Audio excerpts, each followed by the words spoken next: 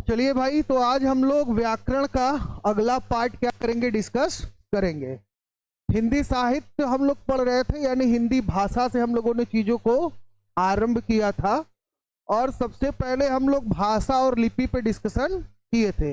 भाषा क्या होता है, लिपि क्या होता है, इसके साथ साथ भाषा और विभाषा में अंतर क्या है, भाषा और बोली में अंतर क्या है, और इसके साथ साथ हिंदी भाषा की उत्पत्ति और इसके बाद इसका विकास और इसके विकास का क्रम और संवैधानिक विकास, इन सारे बिंदुओं को हम लोग चर्चा कर लिए हैं। तो जो लोग आज की क्लास अटेंड कर रहे हैं वो पिछला वीडियो आपका यूट्यूब पर प्लेलिस्ट बना हुआ है, हिंदी 2025 के नाम से प्लेलिस्ट है, ठीक है। आप उसमें जाके चीजों को अच्छे से देख लीजिएगा जो चीजें पढ़ाई जा चुकी हैं।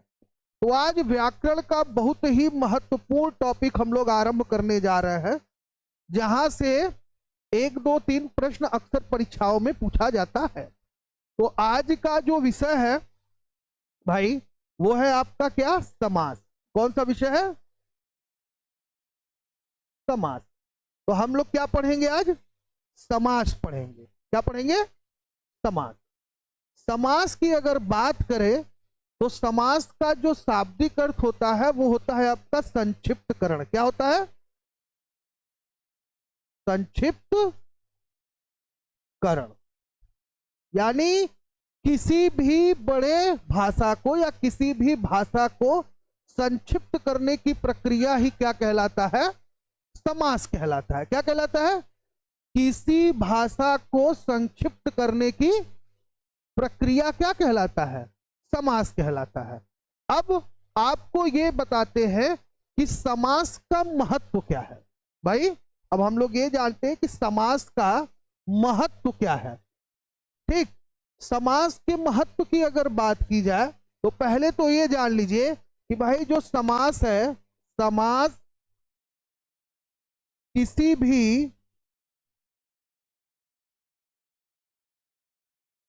भाषा को संक्षिप्त,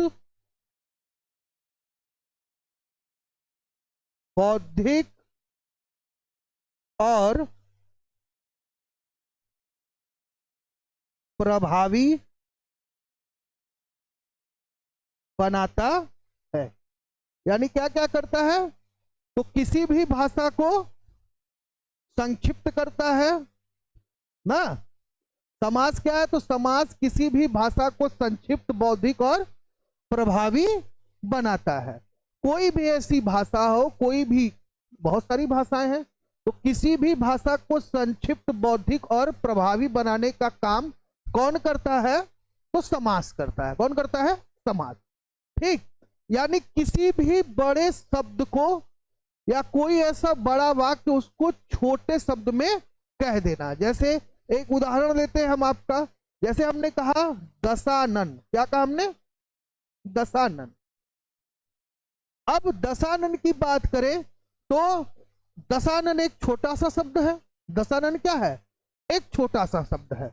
अब दशानन की बात करें तो जिसके क्या हो, यानी एक तरीके से कह सकते हैं 10 सिर वाला आदमी। 10 सिर वाला आदमी क्या कहलाएगा, दशानन कहलाएगा। तो देखिए अब ये छोटा था, ये क्या है भाई, बड़ा है ना। तो हम क्या कर रहे थे, भाषा क्या कर, जो समास है वो क्या करता है, किसी भी भाषा को संक्षिप्त बनाता है, साथ में बौद्धिक। बौद्धिक का मतलब आप समझते हैं जिससे, ये दशानन का मतलब समझते हैं। समझने का मतलब क्या, छोटे से वर्ड से आप समझ गए कि किसके बारे में बात कही जा रही है। तो कौन है, रावण है। किसके बारे में, रावण। और दूसरा क्या है, प्रभावी। कम से कम शब्दों में किसी चीज को कह देना, ये क्या होता है, प्रभाविता को दर्शाता है। किसको दर्शाता है, प्रभाव को दर्शाता है, ठीक। आप बहुत सारी बातें करें, बहुत सारी चीजें कहे तो उसमें क्या होता है, मिस हो जाता है। कहा जाता है ना, नॉलेज के परिप्रेक्ष्य में कहा जाता है कि क्या, जो ज्ञान होता है वो कैसा होना चाहिए, बगीचे की तरह होना चाहिए, जंगल नहीं होना चाहिए। ज्ञान का बगीचा अच्छा लगता है, जंगल नहीं, क्योंकि बगीचा रहेगा तो सुंदर रहेगा, छोटा रहेगा, देखने में अच्छा रहेगा। जंगल रहेगा तो उसमें भूल जाओगे। ठीक, तो ये आपका एक तरीके से संक्षिप्त बनाता है, बौद्धिक बनाता है और प्रभावी बनाता है। अब हम बात करते हैं कि किस भाषा में समास का सबसे अधिक प्रयोग किया जाता है। किस भाषा में समास का सबसे अधिक प्रयोग किया जाता है? हालांकि हर भाषा में समास का प्रयोग किया जाता है। इंग्लिश में इसको क्या कहते हैं? कंपाउंड कहते हैं। क्या कहते हैं हम लोग? कंपाउंड कहते हैं। तो कोई ऐसा भाषा नहीं है जहां पर समास को उपयोग नहीं किया जाता। पर प्रश्न हमारा यह है कि कौन सी ऐसी भाषा है जहां पर इसका प्रयोग अधिक किया जाता है? तो भैया सबसे पहले तो आ जाता है आपका संस्कृत, और दूसरा भाषा आ जाता है आपका जर्मनी। ये दो ऐसे भाषा है जिसमें समास का प्रयोग सबसे अधिक किया जाता है।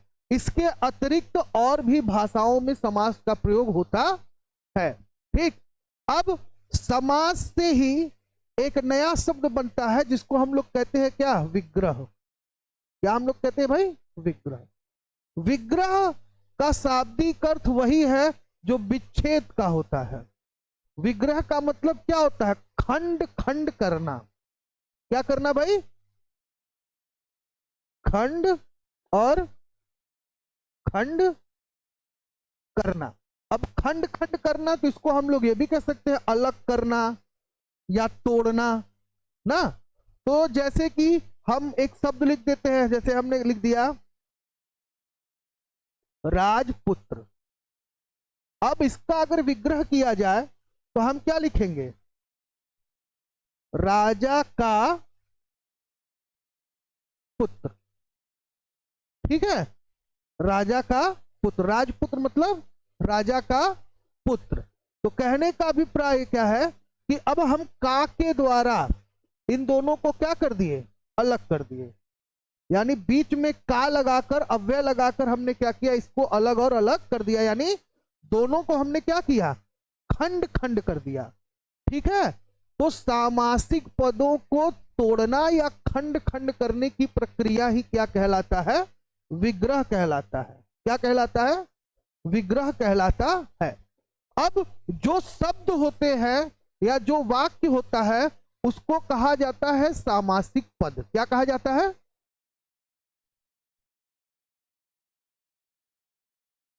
सामासिक पद कहा जाता है। यानी कोई ऐसा शब्द है तो उसको क्या कहा जाता है? सामासिक पद कहा जाता है। सामासिक पद में दो चीजें होती हैं हर पद में। यानी भाई खंड खंड तोड़ना तो हम दो ही खंड में तोड़ेंगे, ऐसा नहीं है कि हम लोग 5-6 खंड में तोड़ दें। ठीक है, खंड खंड मतलब हमने 2 बार कहा ना, खंड खंड में तोड़ना या खंड में तोड़ना। जब खंड में तोड़ने की बात कही जाए तो मतलब क्या होता है? 1 से 2 करना, 1 से 2 करना। अब हम कहें मार खंड खंड में मत कर दिया, नहीं तो जान लो ओकरे बदे अर्थ बदल जी, ओकरे बदे फिर कल जी चकनाचूर हो गल। क्या कह हम लोग? चकनाचूर। तो उसके लिए एक अलग शब्द हो जाएगा ना। तो यहाँ पे खंड खंड मतलब हम इसको करेंगे तो केवल 2 खंडों में करेंगे। कितने खंडों में? 2 खंडों में। पहला जो होता है, पहले खंड को कहा जाता है हमारे यहाँ समास में पूर्व पद। क्या कहा जाता है? पूर्व पद। या हम लोग इसको कह सकते हैं पहला पद। क्या कह सकते हैं हम लोग? पहला पद। अब दूसरे को हम लोग क्या कहते हैं? तो दूसरे को हम लोग कहते हैं क्या? उत्तर पद। तो पहला पद होता है। अब उत्तर को ही हम लोग ये भी कह सकते हैं क्या? पद। ठीक, यानी अगर हम खंडों में विभाजित कर दिए तो पहला खंड जो हमारा होगा उसको हम लोग कहेंगे क्या? पूर्व पद। और दूसरा खंड जो है वो क्या कहलाएगा? आपका उत्तर पद कहलाएगा। क्या कहलाएगा? उत्तर पद कहलाएगा। समझ में आ गया? अब क्या होता है? अब हम खंडों में देखते क्या हैं?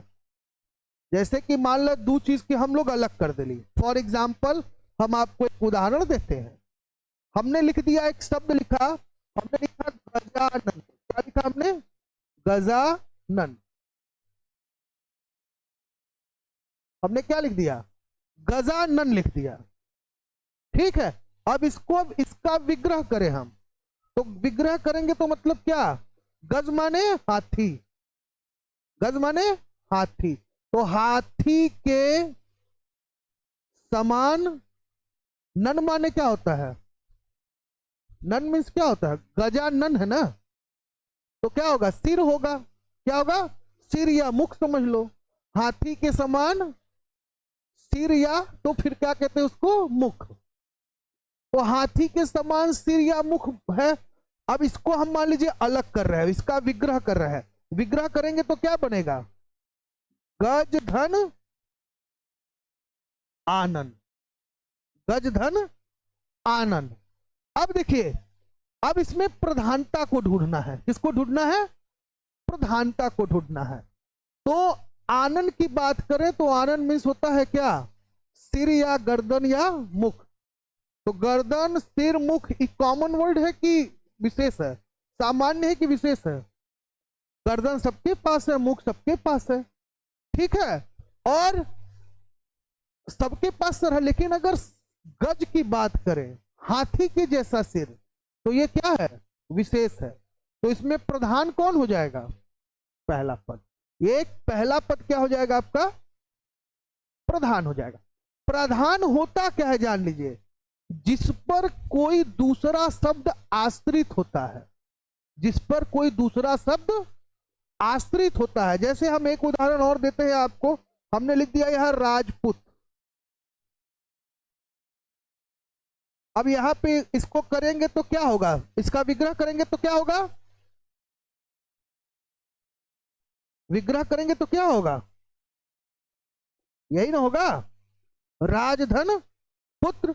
या इसका अगर देखा जाए पूरा लिखेंगे तो हो जाएगा क्या? राजा का पुत्र, यही ना है, राजा का पुत्र। तो पुत्र क्या है? सामान्य वर्ड है। पुत्र क्या है? सामान्य, किसी का पुत्र हो, पुत्र तो सबका होता है, ठीक है, हम लोग भी किसी न किसी के पुत्र हैं। तो पुत्र तो सबका है, तो पुत्र क्या होता है? सामान्य है। बट इसके साथ लगा है क्या? राज, यानी राजा। राजा सब नहीं होता, राजा सब नहीं होता, राजा केवल बिहार के लोग होते हैं। इसीलिए उनके हर गाने में राजा रहता है, हमरे राजा जी के दिलवा टूट जाएगी।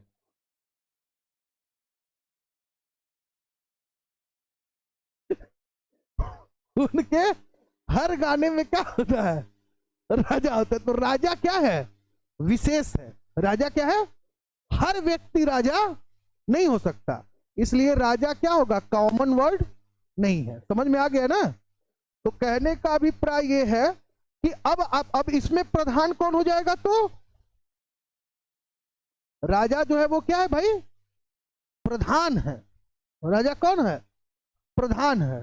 ठीक, तो इस तरीके से आप देखिए, अब यहां समझ लिए समास क्या होता है, समास की परिभाषा क्या है, सबसे ज्यादा समास किन शब्दों में, किस भाषा में प्रयोग किया जाता है। साथ ही अगर बात किया जाए तो समास में पूर्व पद क्या होता है, उत्तर पद क्या होता है, सामासिक पद क्या होता है, और प्रधान पद क्या होता है। इतना आपको याद रखना है। क्या अभी तक डिस्कस किया हम लोग? समास, समास का अर्थ, समास का परिभाषा, और इसके साथ साथ समास का सबसे अधिक प्रयोग किस भाषा में किया जाता है। और इसके अलावा हम लोग ये पढ़ लिए कि समासिक पद क्या होता है, प्रधान पद क्या होता है, पूर्व पद क्या होता है, और उत्तर पद क्या होता है। हाँ, तो जाओ तुम, रात में ऑर्केस्ट्रा देख के आए हो क्या? इधर देखो। ठीक हो गया इतना? अब आगे चलते हैं। अब बात करते हैं हम लोग समास के भेद या प्रकार की। समास के भेद या प्रकार की। तो अगला टॉपिक है हम लोग का भाई,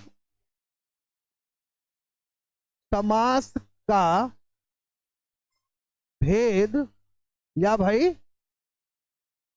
प्रकार, समास का भेद या प्रकार।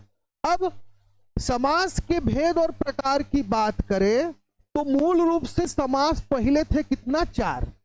पहले ये थे चार भाई। कितने भाई थे पहले? ये चार भाई थे। जैसे दशरथ के कितने पुत्र, तो चार। तो पहले समास के भी कितने पुत्र थे, चार। कौन कौन सा?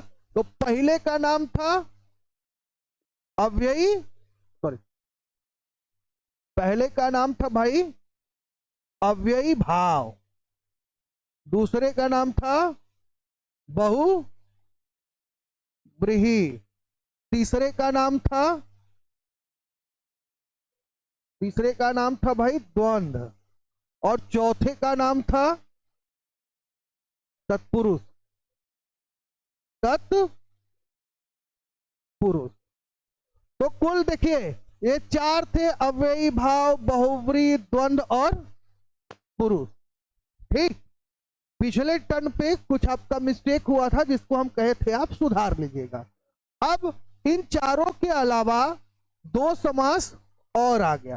तो पहले आया कौन सा, कर्म धारय, और उसके बाद आ गया कौन भाई आपका द्विगु।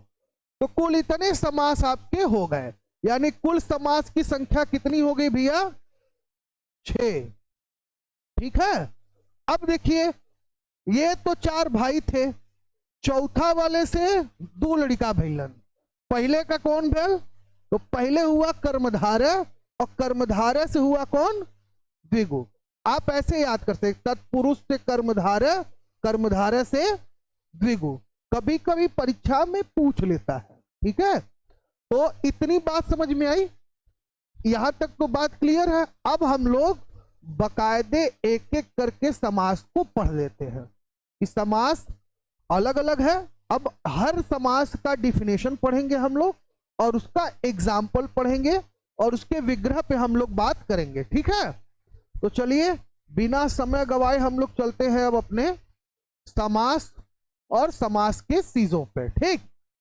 तो जैसा कि आपको पहले ही हम बता चुके हैं, समास का तात्पर्य क्या होता है, तो संक्षिप्त करण। क्या होता है,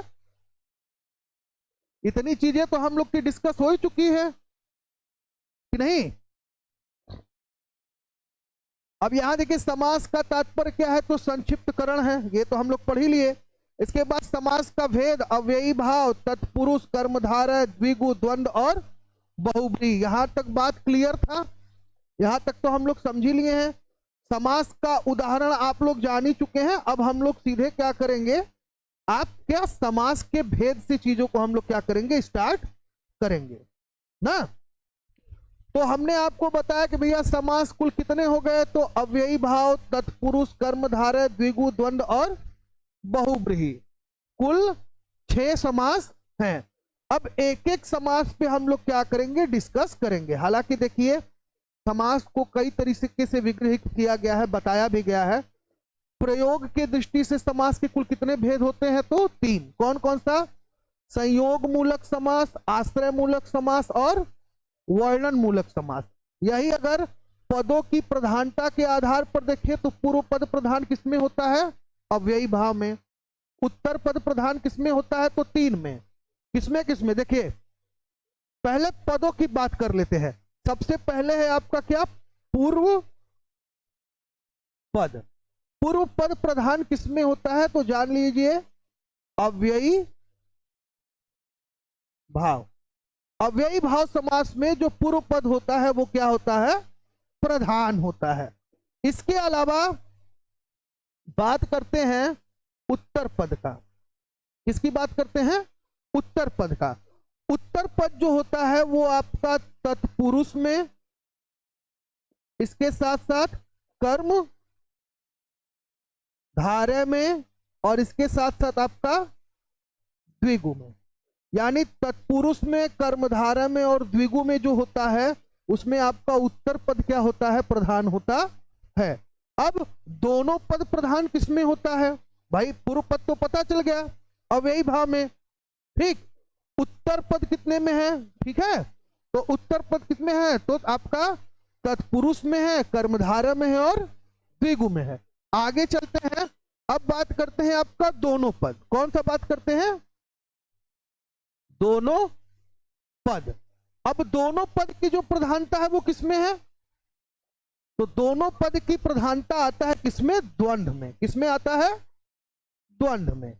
अब लास्ट में आपका बचता है जिसमें दोनों पद अप्रधान होते हैं। क्या होते हैं? अप्रधान। तो दोनों पद अप्रधान किसमें होता है? तो बहुब्रीहि में। दोनों पद अप्रधान, अप्रधान जो है वो किसमें है भैया? तो बहुब्रीहि में। किसमें है? बहुब्रीहि में। अब यहां पे हम लोग छह समास को समझ लीजिए। तो अब क्या क्या डिस्कस हो गया? समास का अर्थ और परिभाषा क्लियर हो गया। इसके अलावा समास का महत्व या उपयोग। समास का महत्व उपयोग क्या है? तो ये भाषा को क्या करता है? संक्षिप्त करता है, बौद्धिक करता है और प्रभावी बनाता है। यानी समास, और सबसे ज्यादा किस भाषा में समास प्रयोग होता है? तो संस्कृत के अलावा जर्मन, यानी दो भाषाएं ऐसी हैं जहां पे क्या किया जाता है? समास को सबसे अधिक प्रयोग किया जाता है। इसके अतिरिक्त हम लोग ये पढ़ लिए कौन से ऐसे दो समास हैं जिनकी उत्पत्ति किसी समास से हुआ है। कौन से ऐसे समास है जिसकी उत्पत्ति किसी और समास से हुआ है? द्वंद्व, द्विगु। दो समास है, कर्मधारय और द्विगु। दो समास ऐसे हैं जिनकी उत्पत्ति तत्पुरुष समास से हुई है। अब तत्पुरुष समास से सबसे पहले उत्पत्ति हुआ किसका? तो कर्मधारय का। कर्मधारय के बाद क्या आया? द्विगु समास। ठीक, अब प्रधान समासिक पद क्या होता है समझ लिए। समास को क्या किया जाता है? विग्रह किया जाता है। और विग्रह कितने पार्ट्स में हो सकता है? समास विग्रह कितने खंडों में हो सकता है? केवल दो। केवल दो। और इन्हीं दोनों में एक पद जो होता है वो क्या होता है? बोलते चलो, क्या होता है?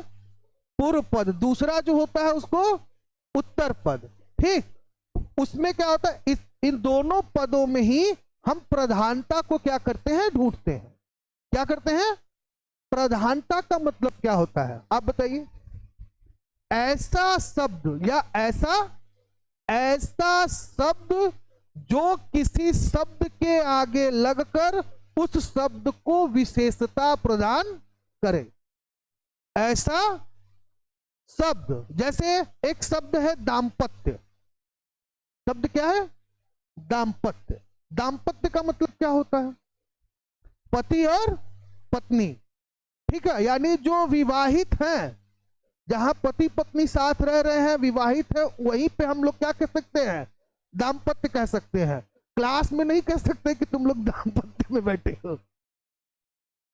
ठीक है, तो अर्थ का क्या हो जाएगा? अनर्थ हो जाएगा। कहने का अभिप्राय यह है कि जो प्रधान पद होता है वो किसी शब्द के साथ जुड़कर उस शब्द को क्या करता है? विशेष बनाता है। अब जैसे आपका है अव्ययी भाव समास। अव्ययी भाव समास अगर हम पढ़ेंगे तो हमें ये चीज ध्यान में रखना है कि अव्ययी भाव समास में हमेशा पूर्व पद क्या होता है?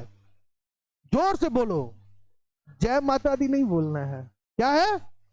प्रधान है। यानी अव्ययी भाव में जो पूर्व पद होता है वो क्या होता है? प्रधान होता है। यही अगर बहुब्रीहि समास की बात करें तो इसमें दोनों पद क्या होता है? अप्रधान होता है। क्या होता है? और जो कोई तीसरा शब्द बनता है वो क्या होता है? प्रधान होता है। जैसे हमने कहा दशानन, यानी जिसके सिर क्या हो? जिसके सिरों की संख्या 10 हो, या 10 सिर वाला व्यक्ति, यानी रावण। तो जो तीसरा शब्द आ रहा है, दशानन से कोई शब्द नहीं आ रहा है, जो तीसरा शब्द आ रहा है कौन? रावण। वो हमारे लिए क्या हो जाएगा? प्रधान हो जाएगा। तो बहुव्रीहि में दोनों पद क्या होते हैं? अप्रधान होते हैं। अब बात कर लेते हैं द्वंद्व समास। किसकी? द्वंद्व। द्वंद्व समास में क्या है भाई? दोनों पद जो होते हैं वो क्या होते हैं? प्रधान होते हैं। जैसे राम सीता, राधे कृष्णा। ठीक, तो ये सब क्या है? दिन रात। तो दोनों की ही अपनी प्रधानता है। दिन का अपना अलग महत्व है, अलग मजा है, और रात का अपना अलग महत्व है, अलग मजा है कि नहीं। तो दोनों ही पद क्या है, प्रधान है। इसके अलावा अब हम आते हैं तो तीन है, कर्मधारय है और इसके साथ साथ कौन है, तत्पुरुष है और द्विगु है। इसमें क्या होता है तो उत्तर पद प्रधान होता है। क्या होता है, उत्तर पद प्रधान होता है। केवल प्रधानता अगर आप याद रखे रहेंगे तो आप समास को अच्छे से समझ लेंगे। अब एक एक चीज पर आइए हम लोग आराम से डिस्कस करते हैं, एक एक बिंदु पर आराम से हम लोग पढ़ते हैं कि कौन सा समास क्या है, उसका उदाहरण क्या है और कौन कौन सी चीजें उसमें हैं। तो बात करते हैं सबसे पहले अव्ययी भाव समास का। किसका बात करते हैं हम लोग, अव्ययी भाव समास का। तो अव्ययी भाव समास में क्या होता है, आपको पता है पूर्व पद प्रधान होता है। पूर्व पद क्या होता है, प्रधान होता है। देखिए इसमें प्रथम पद का अव्यय होता है और इसका अर्थ क्या होता है, प्रधान होता है, उसे अव्ययी भाव समास कहते हैं। इसमें अव्यय पद का प्रारूप लिंग वचन कारक में नहीं बदलता, वो हमेशा क्या होता है, एक जैसा होता है। यानी तीन चीजों में, कौन कौन सा भाई, तो लिंग हो गया, वचन हो गया और कारक हो गया, इन चीजों में नहीं बदलता। लिंग की बात करें तो दो, स्त्रीलिंग और पुल्लिंग जेंडर। वचन की बात करें तो एक वचन और बहुवचन। संस्कृत में प्रथमा द्वितीय तृतीया होता है, एक वचन द्विवचन और बहुवचन, पढ़ाए हैं, याद है ना। इसके बाद कारक की बात करते हैं तो कर्ता ने कर्म को करण से संप्रदान के लिए अपादान से, पूरा पढ़े ही हैं आप लोग, ठीक। संबंध का केकी रारेरी। तो यहां पे क्या होता है कि कारक में क्या होता है, ना वचन में तब्दील होता है, न लिंग में बदलता है, न तो कारक में बदलता है।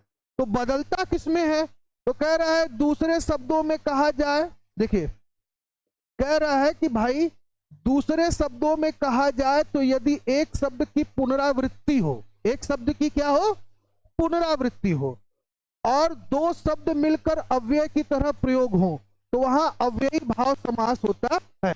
यानी संस्कृत में उपसर्ग युक्त पद भी अव्ययी भाव समास माने जाते हैं, लेकिन हमको संस्कृत पढ़ना नहीं है, हम लोग इसको किसके अंदर डिस्कस कर रहे हैं, तो हिंदी के अंदर डिस्कस कर रहे हैं। किसके अंदर डिस्कस कर रहे हैं हम लोग, तो हिंदी के अंदर हम लोग इसको डिस्कस कर रहे हैं। अब बात करते हैं अव्ययी भाव समास के उदाहरण की, अव्ययी भाव समास के उदाहरण की। तो यहां पे दिया है क्या, यथा शक्ति, यथा क्रम, यथा नियम, प्रतिदिन, प्रति वर्ष, आजन्म, यथा साध्य। उसके बाद क्या दिया है, धड़ाधड़, घर घर, रातों रात, आमरण और यथा काम। अब देखिए, अब जैसे हम लेते हैं आमरण को, एक शब्द लेते हैं हम यहां से आमरण, ठीक है। आमरण का मतलब क्या होता है, आमरण का मतलब क्या होता है, आमरण का मतलब क्या होता है, जो मर नहीं सकता वही ना आमरण है। जो मर नहीं सकता है उसको क्या कहेंगे हम लोग, आमरण, या जिसको कह सकते हैं जिसकी मृत्यु ना हो, ठीक। अब आमरण की अगर बात करें तो मरण का मतलब क्या होगा, देखिए मरण का मतलब क्या होगा, मृत्यु। मृत्यु जो है वो क्या है, मृत्यु क्या है, सामान्य है, सबका होना है, ठीक है। मेरा, तुम्हारा, आरबी सर का, गौतम सर का, सबका होना है, कोई ऐसा नहीं है जिसका नहीं होना है। और मृत्यु की एक बड़ी विशेषता होती है, जानते हो क्या, मृत्यु को अगर सही कहो तो किसी उत्सव से कम नहीं होता। देखो मृत्यु एक ऐसा उत्सव है, कैसों से मिलवाता है, ठीक है। मृत्यु भी कैसा उत्सव है, कैसों से मिलवाता है। मतलब जे कभी तोरे दुआरे नहीं आवला वो दिना चला वाला कि चला हो फलाने मर गए देख ले आवल। तो मृत्यु भी कैसा उत्सव है, कैसों से मिलवाता है, और जीवन भर तुम्हें गिराने वाला, कांधे पर उठाता है। यानी जे तो के जिंदगी भर चाहला कि एक खेत खंदा, एक डाल खंदा, एक मुकदमा में फंसा दा, तो वो भी क्या है, आपको कंधे पर उठावले, भैया तनी सा कंधा मुंह दे दी, फिर क्या है, मृत्यु भी कैसा उत्सव है, कैसों से मिलवाता है, जीवन भर तुम्हें गिराने वाला कांधे पर उठाता है। राग द्वेष और तृष्णा, राग माने प्रेम, द्वेष माने ईर्ष्या, और तृष्णा माने क्या होता है, लालच। तो राग द्वेष और तृष्णा उस पल सब मिट जाता है, जीवन भर तुमसे जलने वाला तुम्हें जलाने जाता है। जिंदगी भर तुके देख के जरा ल, लेकिन जब मर जावे फिर चला रहा पुरिया फुकले आवल जाए। तो मृत्यु की अपनी एक क्या है, विशेषता है। मृत्यु सामान्य है। अब मृत्यु के आगे हमने क्या लगा दिया, आ लगा दिया। मरण के आगे हमने क्या लगा दिया, आ लगा दिया। आ लगा देने से क्या हो गया, जिसकी मृत्यु न हो तो वो विशेष हो गया ना। अब जैसे आरबी सर से कह दिया जाए कि जा अब तू ना मरबा, अब तू अश्वत्थामा हो गया हुआ है, तो ये क्या हो जाएंगे, अमर हो जाएंगे। तो ये विशेष हो गए ना, जो अमर हुआ वो क्या हो गया, विशेष हो गया ना। तो भाई देखिए, आ लग जाने से इसकी विशेषता सिद्ध हो जा रही है। केवल आ के लगने से, मरण बाद में है, आ पहले है, आ के लग जाने से जो मरण है वो क्या हो जा रहा है, विशेष हो जा रहा है। क्या हो जा रहा है, विशेष हो जा रहा है। अगर ये विशेष हो जा रहा है तो इसका मतलब ये है कि भैया आ जो है वो क्या है, प्रधान है। आ क्या है, इतना कुछ कहाँ है, वो तो खाली आ के वजह से। अब जैसे चलिए एक चीज और लेते हैं, इसमें से एक उदाहरण और लेते हैं, एक उदाहरण और लेते हैं। अब यहां पे चलिए एक उदाहरण है आपका, मान लीजिए प्रतिदिन, बात करते हैं क्या, प्रतिदिन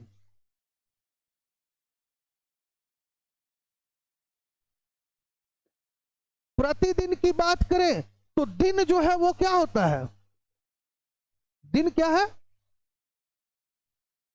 डे इज क्या है भाई, इट्स फॉर जनरल वर्ड। क्या है ये, जनरल वर्ड है, यानी एक तरीके से ये क्या है भाई, तो सामान्य है।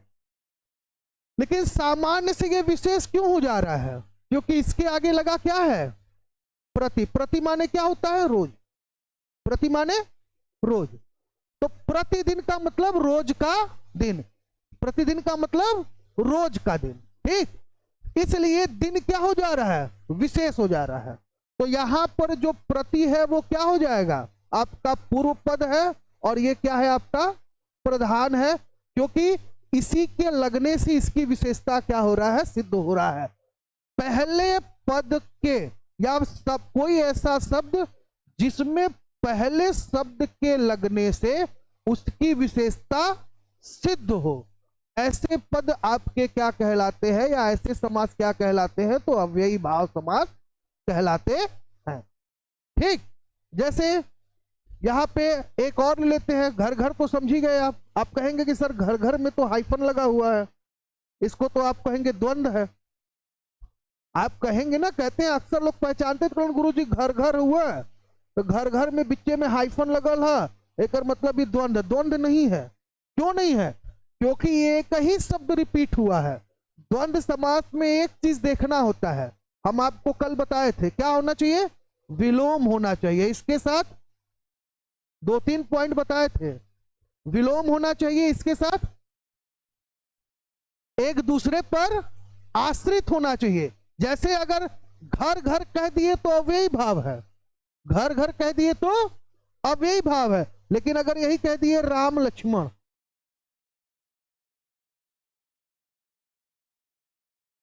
तो राम लक्ष्मण क्या हो जाएगा, द्वंद्व हो जाएगा। अब आप कहेंगे सर राम का विलोम तो लक्ष्मण है नहीं, राम का विलोम तो लक्ष्मण है नहीं, तो हम केवल विलोम को नहीं रखते, हम ऐसे शब्दों को भी रखते हैं द्वंद्व में जो एक पर क्या हो, आश्रित हो, एक पर क्या हो, आश्रित हो, ठीक है।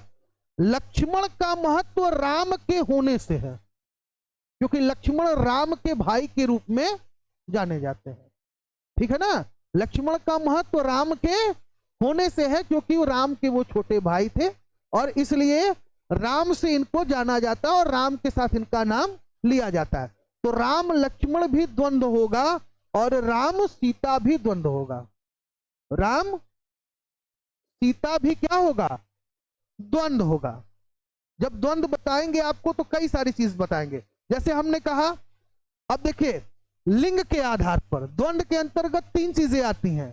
क्या क्या होता है, पहले शब्द कैसा होना चाहिए, विलोम होना चाहिए। अगर शब्द विलोम है तो द्वंद है।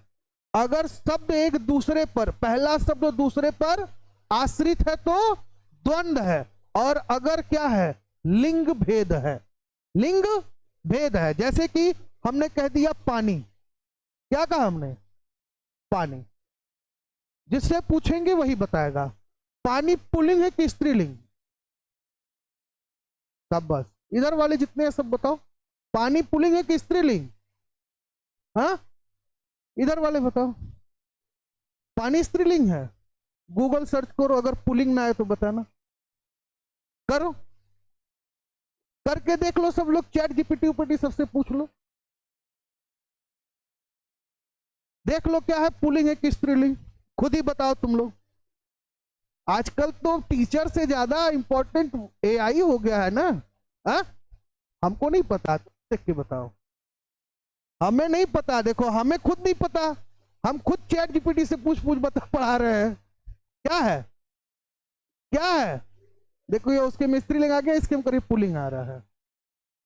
क्या है, पुल्लिंग है ना। अब देखो इसी पानी को व्याकरण वाले भी आदमियों के साथ बहुत खिलवाड़ किए हैं। व्याकरण वाले भी क्या किए हैं, आदमियों के साथ बहुत खिलवाड़ किए हैं। व्याकरण वाले भी आदमियों को कठोर और स्त्रियों को कोमल बताए। उन्होंने कहा फूलों की पंखुड़ी स्त्रीलिंग और उन्हीं फूल के कांटे पुल्लिंग, उसी फूल के कांटे पुल्लिंग, पानी पुल्लिंग, और इसी पानी की नदी स्त्रीलिंग, और उसी नदी का समुद्र पुल्लिंग, और उसी समुद्र से बादल पुल्लिंग, और उसी बादल से वर्षा स्त्रीलिंग। है भेद। आंधी आती है स्त्रीलिंग, तूफान आता है पुल्लिंग। व्याकरण वाले भी पुरुष स्त्री का भेद स्पष्ट कर दिए हैं ना। तो कहने का अभिप्राय क्या है, आज से जान लीजिए क्या है, क्या है भाई। ऐसे ही जैसे आप कहते हैं प्रकाश, लाइट, लाइट कहते हैं ना, प्रकाश लाइट बिजली, तीन नाम से आप जानते हैं। तो अब प्रकाश लाइट और बिजली, इसमें भी अंतर है। बिजली क्या है और प्रकाश, प्रकाश क्या है, पुल्लिंग है, और लाइट वो भी पुल्लिंग होगा क्योंकि प्रकाश लाइट। ठीक, कहने का अभिप्राय है कि लिंग के आधार पर भी द्वंद्व होता है। नदी और समुद्र है तो क्या है, द्वंद्व है। वर्षा और बादल है तो क्या है, द्वंद्व है। वर्षा और बादल है तो क्या है, द्वंद्व है। ठीक ना। फूल और कांटे है तो क्या है, फूल और कांटे क्या है, द्वंद्व है। समझ में आ गया ना। अभी द्वंद्व आगे पढ़ा जाएगा। तो ये आपको समझ में आ गया अव्ययी भाव। अव्ययी भाव क्या कहता है, अव्ययी भाव में पहला पद प्रधान होता है और पहले पद से दूसरे पद की विशेषता बताई जाती है।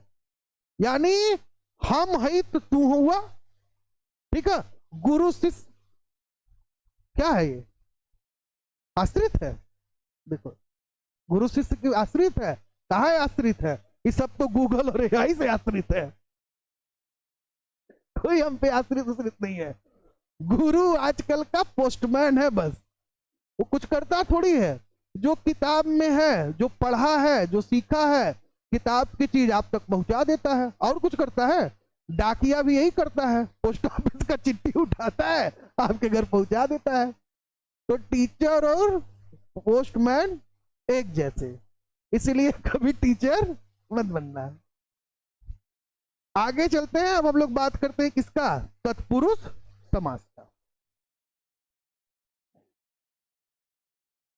तो अब क्या है भाई, आइए तत्पुरुष समास को देखते हैं।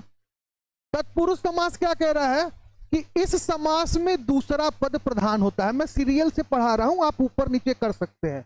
मैं पदों के प्रधानता के आधार पर बता रहा हूं ताकि आपको अच्छे से वो चीज याद रहे। ठीक है। तो अब दूसरा हमारा आ जाता है क्या, तत्पुरुष समास। मैं 45 मिनट से अधिक क्लास नहीं लूंगा क्योंकि वीडियो हो जाएगा बड़ा तो यूट्यूब पे रह जाएगा पड़ा, इसलिए 45 मिनट से ऊपर का क्लास में नहीं लूंगा। आज जो भी जितना भी डिस्कस किया जाएगा 2-3 हो जाएगा, बाकी शेष पार्ट हम लोग कल डिस्कस करेंगे, ठीक है।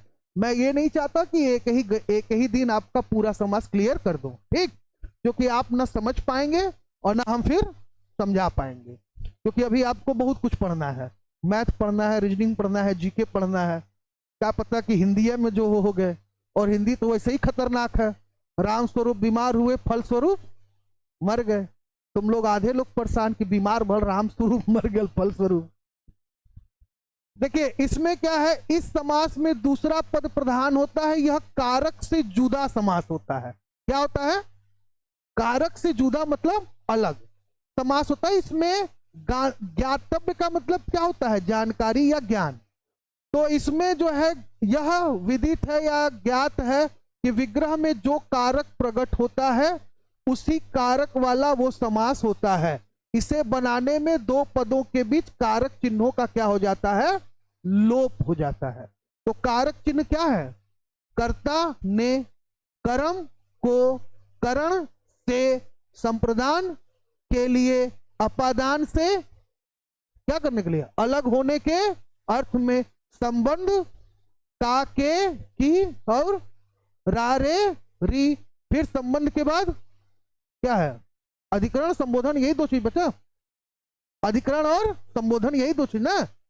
तो कहने का अभिप्राय यह है कि इसमें क्या होता है, कारक चिन्ह का लोप होता है। जैसे हमने कहा देशभक्ति, हमने क्या कहा भाई, देश भक्ति कहा, ठीक है। अब देखिए, अब इसको अगर इसका जब इसको अलग करेंगे तो भाई देशभक्ति का मतलब क्या होता है, देश के लिए भक्ति, देश के लिए,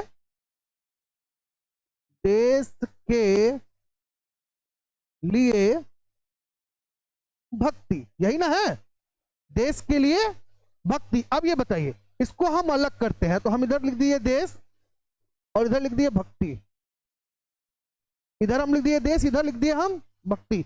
दोनों सामान्य है कि विशेष है, इसमें कोई विशेष नहीं है, दोनों सामान्य वर्ड। अगर आपसे ये पूछ दिया जाए कि भाई अव्ययी भाव से तत्पुरुष कैसे अलग है, तो अव्ययी भाव को जब अलग करते हैं तो एक पद उसका विशेष होता है, एक पद क्या होता है, विशेष होता है। लेकिन इसमें हम अगर अलग करते हैं तो दोनों सामान्य होता है, लेकिन दूसरा प्रधान होता है। दोनों ही वर्ड क्या होते हैं, सामान्य। बहुत सिंपल है, इसको लिख लोगे ना तो तुमको डिफिनेशन याद करने की जरूरत नहीं है। आप कहते अव्ययी भाव, एक सिंपल सा डिफिनेशन लिख लो एक लाइन में कि अव्ययी भाव का जब विग्रह किया जाता है तो उसमें एक पद क्या होता है, विशेष होता है। एक जो होता है वो क्या होता है, विशेष होता है। और हमेशा जो विशेष होता है वो पूर्व पद होता है, जो हमेशा विशेष होता है वो क्या होता है, पूर्व या पहला पद होता है। ऐसे ही अगर तत्पुरुष की बात करें तो इसमें क्या होता है, दोनों ही सामान्य है लेकिन पूर्व पद क्या होता है, प्रधान होता है। भक्ति क्या है, इसमें प्रधान है, भक्ति क्या है, प्रधान है। तो कहने का अभिप्राय है, अब देखिए अब यहां पे क्या हो रहा है कि के का क्या हो जा रहा है, लोप हो जा रहा है। यही एक कह रहा था कि इससे बनने वाले दो पदों के बीच कारक चिन्हों का क्या हो जाता है, लोप हो जाता है। तो देशभक्ति मतलब देश के लिए भक्ति, यानी अगर देश के लिए भक्ति है तो हम देशभक्ति लिख सकते हैं, ठीक है। अब हमने कहा पत्नी भक्ति,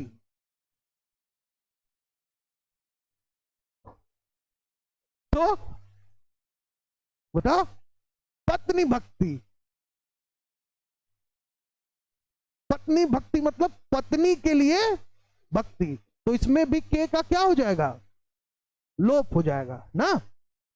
आगे चलते हैं, एक दो और समझ लेते हैं।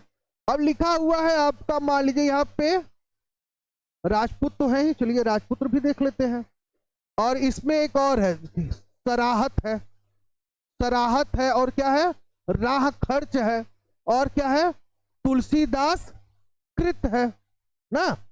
तो तुलसीदास कृत मतलब तुलसी द्वारा कृत, क्या कौन सा कारक है बताओ, इसमें कौन सा कारक है, तुलसी द्वारा कृत। जितने अभी व्याकरण टेस्ट कर लेते हैं, कौन सा इसमें कारक चिन्ह है, कौन सा कारक आएगा,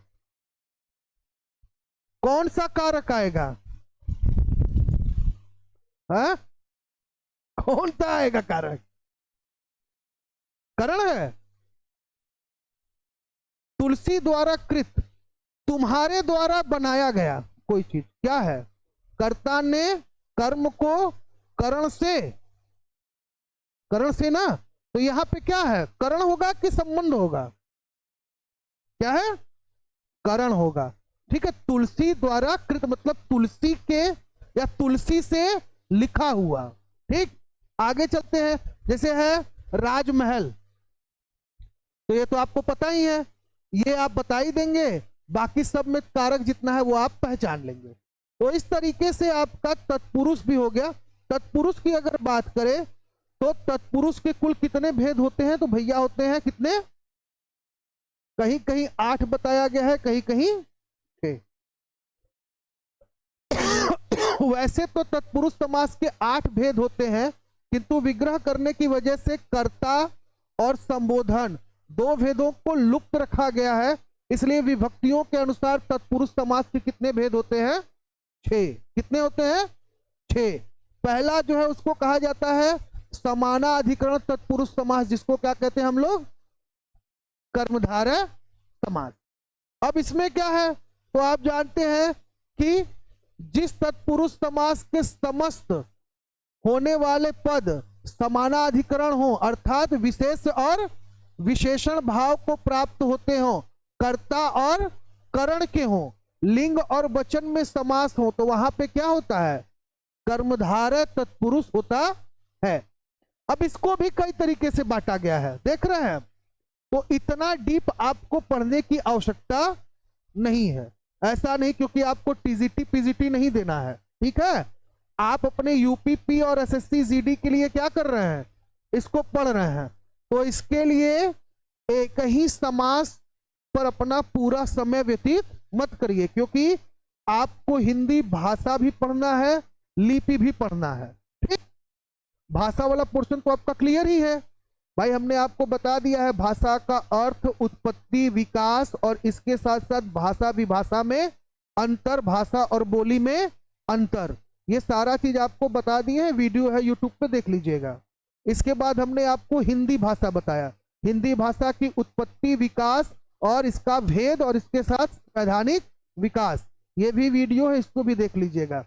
इसके अलावा हम लोग फिर क्या डिस्कस किए, साहित्य, हिंदी साहित्य का इतिहास, काल विभाजन, हर काल की विशेषता, हर काल की रचनाएं और उसके लेखक, पूरा हम लोग आदिकाल से लेके नई कविता युग तक चीजों को डिस्कस कर लिए हैं। इसका भी वीडियो यूट्यूब पे है, आप देख लीजिएगा। मैं दूसरी बार हिंदी रिवीजन करा रहा हूं, याद है ना, और इसके बाद रिवीजन नहीं कराऊंगा, इसके बाद केवल पर डे टेस्ट लूंगा और एमसीक्यू सॉल्व कराऊंगा, क्योंकि दूसरी बार ये हिंदी रिवीजन करा रहे हैं आप लोग का। अब हम लोग क्या किए थे, व्याकरण स्टार्ट किए थे, व्याकरण में हमारा स्वर व्यंजन हो गया, संधि हो गया, हम लोग समास वाले पोर्शन को पढ़ रहे हैं। तो समास पर ही आपको पूरा एनर्जी लॉस नहीं करना है, आप खाली जो 6 भेद मूल हैं उनको जान लीजिए, उनको समझ लीजिए। एक ही क्वेश्चन आना है या 2 क्वेश्चन आना है, एक या तो पूछेगा कि इसमें कौन सा समास है, और या तो पूछेगा कि इसका सही विग्रह क्या होगा। ठीक, संधि से भी केवल 2, या तो पूछेगा कि कौन सी संधि है, या तो ये पूछेगा कि इसका सही संधि विच्छेद क्या होगा। यही 2 चीज आपसे पूछना है, इससे डिफरेंट नहीं पूछना है। अब बात कर लेते हैं हम लोग किसका भाई, कर्मधारय। ठीक है, कर्मधारय समास की बात कर लेते हैं। कर्मधारय जिसकी उत्पत्ति किससे हुई, तत्पुरुष से। कर्मधारय किसका बेटा है, तो तत्पुरुष का, और कर्मधारय का बेटा कौन है, तो द्विगु, यानी तत्पुरुष से उत्पन्न हुआ कर्मधारय, कर्मधारय से द्विगु। अब हम बात करते हैं कर्मधारय की। कह रहा है इस समास का उत्तर पद प्रधान होता है, इस समास में विशेषण विशेष उपमेय उपमान से मिलकर बनते हैं, उसे कर्मधारय समास कहते हैं। उपमेय उपमा का मतलब क्या होता है? उपमेय उपमान या विशेषण विशेष, ये क्या होता है बताइए? विशेषण विशेष या उपमेय उपमान क्या होता है? कोई बताएगा क्या होता है? विशेषण विशेष का मतलब क्या होता है? दोनों की अपनी विशेषता, दोनों की अपनी विशेषता, एक के बिना दूसरे की विशेषता समाप्त, एक के बिना दूसरे की विशेषता समाप्त। उपमेय उपमान का मतलब भी क्या होता है? तुलना कह सकते हैं हम। क्या कह सकते हैं? कंपैरिजन मतलब तुलना। उपमेय उपमान का मतलब क्या होता है? सिंपल वे में समझना हो तो तुलना कर लीजिए। अब जैसे हम उदाहरण लेते हैं, कह रहा है भैया चरण कमल, चरण कमल यानी कमल के समान चरण, ठीक है। अब प्रॉब्लम क्या होती है देखिए, बिल्कुल समझिएगा, बहुत कायदे से समझिएगा। कर्मधारय और बहुब्रीहि के लगभग एग्जाम्पल एक जैसे होते हैं। बहुत कंफ्यूजन होता है इसको पढ़ने में। किसको पढ़ने में? तो भैया दिक्कत होता है हमको पढ़ने में कर्मधारय, और दूसरा हमको पढ़ने में क्या दिक्कत होता है? बहुब्रीहि। यही से एग्जामिनर तो से करला खिलवाड़। अब देखिए एग्जामिनर आपसे खिलवाड़, आज तक आपको देखिए इतना अच्छे से बताए थे लोकोक्ति और मुहावरा में क्या अंतर होता है। मुझे नहीं लगता कि कभी कोई कंफ्यूजन होगा किसी स्टूडेंट को। और आज के बाद मैं आपको बता दे रहा हूं, परीक्षा में एग्जामिनर आपसे पूछ ले, कुछ पूछ ले, मैं बता रहा हूं कि आपका सवाल गलत नहीं होगा। एक तरीका बस बता रहे हैं, जान लीजिए। अगर आपसे पूछ लिया परीक्षा में कि चरण कमल कौन सा समास है, चरण कमल कौन सा समास है, ऑप्शन दिया है कर्मधारय, बहुब्रीहि, और दिया है भाई क्या? द्वंद्व, और यहां दिया है आपका अव्ययी भाव। तो आप सीधे समझ लीजिए, आप एकदम कंफ्यूज नहीं होंगे। वहां पे आपके अंदर कंफ्यूजन आएगा कि अरे भैया चरण कमल तो कर्मधारय में भी होता है, बहुब्रीहि में भी होता है। आप सीधे बहुब्रीहि मारेंगे। क्यों? बहुब्रीहि बड़ा है, पहले आता है।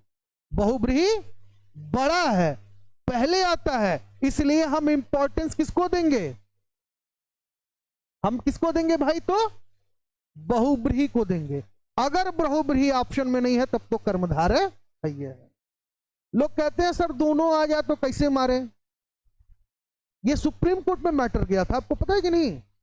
टेट की जब पहली बार परीक्षा हुई 69,000 वाली, तो उसमें यह क्वेश्चन गया था कोर्ट में कि सर हम कैसे डिसाइड करें कि नील कमल जो है, ये चरण कमल जो है आपका, या पीतांबर जो है, भाई पीला है जिसका अंबर यानी भगवान नारायण या राम, कुछ भी कह सकते हैं, तो वो तो बहुब्रीहि हो गया। तो उसने कहा कि सर हम कैसे डिसाइड करें कि पीतांबर कर्मधारय नहीं है, बहुब्रीहि है। तो डिसाइड कैसे हुआ? छोटा और बड़ा से, जो कि समास के कितने भाई? 4। कौन कौन सा? अव्ययी भाव, द्वंद्व समास, तत्पुरुष समास और बहुब्रीहि समास। ठीक। अब ये 4 भाई थे, इन चारों भाई में से तत्पुरुष का हुआ एक लड़का जिसका नाम था कर्मधारय। तब बहुब्रीहि होकर हो गिलन चच्चा। क्या हो गिलन? ब्लड रिलेशन की भाषा में समझो, क्या हो गिले? चच्चा। तो चच्चा बढ़ ऐसे चच्चा के प्योरिटी पहले दिया ही। सुप्रीम कोर्ट ने भी यही निर्णय दिया कि बहुब्रीहि को हम पहले प्योरिटी देंगे, बहुब्रीहि ऑप्शन में नहीं है तब तो कर्मधारय है ही। अब डाउट खत्म, कोई कंफ्यूजन? आंख बंद करके चुपचाप अगर दोनों दिया है, अब बहुब्रीहि मार के चले आइएगा। चलिए आगे चलते हैं। आप बस यही इसको पढ़ा के क्लास यहां पे क्लोज करेंगे आज का। अब देखिए, अब तो आपको कोई कंफ्यूजन है नहीं, अब तो आप आराम से बता देंगे, चाहे कुछ पूछ दे, चाहे चरण कमल पूछ दे, नील गगन पूछ ले, चंद्रमुख पूछ दे, पीतांबर, महात्मा, लालमणि, महादेव, उसके बाद देहलता, नवयुवक, कुछ भी पूछो, कुछ भी पूछे। अब आपको इसमें बहुत ज्यादा भटकने की आवश्यकता नहीं है। भाई चरण कमल यानी कमल के समान चरण भाई क्या है? कमल के समान चरण। यह चरण, चरण तो महत्वपूर्ण है भाई। चरण मतलब हिंदी में पैर, और भोजपुरी में लात गोड़ टंगरी कुछो कहला। तो लात गोड़ टंगरी कुछो कहला, क्षेत्रीय बोली में सब चली। तो कमल के समान चरण। अब देखिए हमने कहा यहीं पे हम पढ़ेंगे विश्लेषण, विशेष और उपमेय उपमान। यही से हम लोग क्या करेंगे, समझेंगे। अब चरण तो भाई सबके पास है, को चरण तो हमरो लग गया, तोरो लग गया। तो चरण तो साधारण है और कमल भी साधारण ही, कमल भी तो वही है। लेकिन इस चरण की विशेषता किससे हो रही है? कमल से। अगर ये चरण कमल के जैसा नहीं होता तो इसको चरण कमल नहीं कहते। यही उपमेय और उपमान है, यही विशेषण और विशेष है। इसकी विशेषता इससे है, इसकी विशेषता इससे है। दोनों की विशेषता एक दूसरे से है, ठीक है। यही है विशेषण और विशेष, या उपमेय या उपमान। जहां पे तुलना समझ में आ रहा है ना, इस चरण की तुलना किससे की जा रही है? कमल से। चांद सी महबूबा है वो मेरी चंद्रमुखी। हाँ, चंद्रमुखी। अगला कौन सा है? मुखी, यानी चंद्रमा के समान जिसका हो मुख।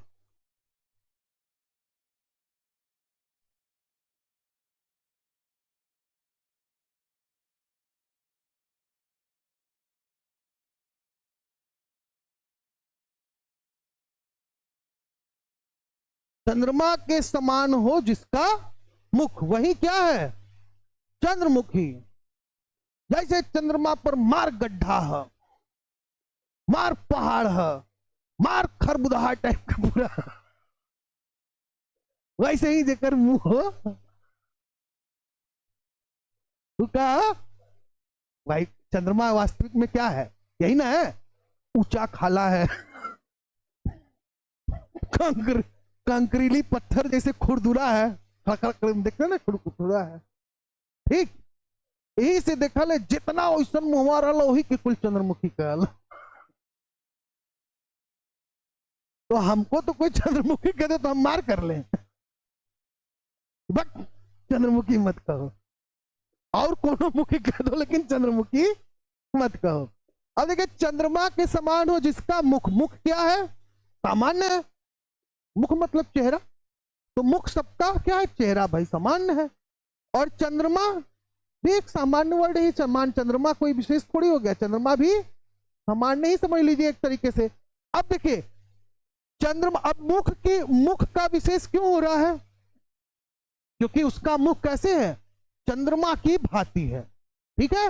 और चंद्रमा की बात करें तो फिर क्या है? ये मुख, यानी चंद्रमा जो चंद्रमा चमक रहा है, हम चंद्रमा का भी तुलना कह देते हैं।